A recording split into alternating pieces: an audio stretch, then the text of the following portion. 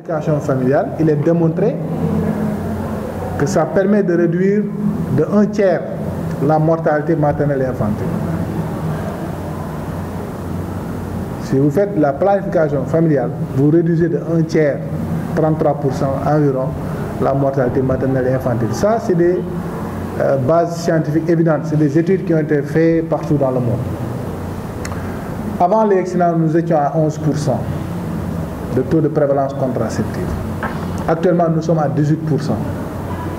Mais je vous dis que pour ce qui est de la planification familiale, gagner un point, c'est extrêmement difficile. Si vous gagnez même 2 points, ça veut dire que vous avez fait des efforts incommensurables. Voyez-vous, la planification familiale, ce n'est pas du pain. Donc, c'est un programme dont la progression est difficile. Donc, si vous gagnez 8 points, considérez que c'est des efforts considérables. Le Sénégal, je pense, a gagné 4 points. Voilà. Donc, nous avons fait le double. Ça veut dire quand même que c'est important. Et grâce, bien sûr, à ce programme-là. Maintenant, pour ce qui est,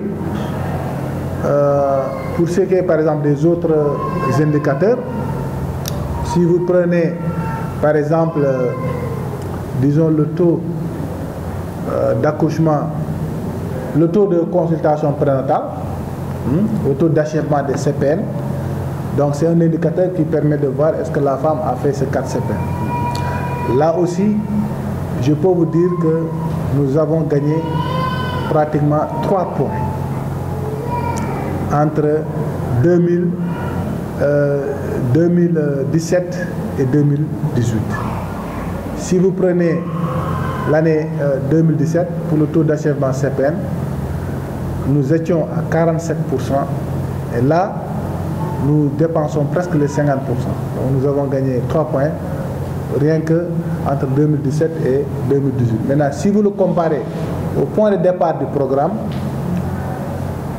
là, aujourd'hui, pour ce qui est, disons, de la prévalence, comment dirais-je, de la couverture, de l'achèvement des CPN, au départ, nous étions environ vers les 43%. Ça veut dire qu'il y a des efforts qui sont faits, en tout cas pour ce qui concerne l'achèvement des CPN.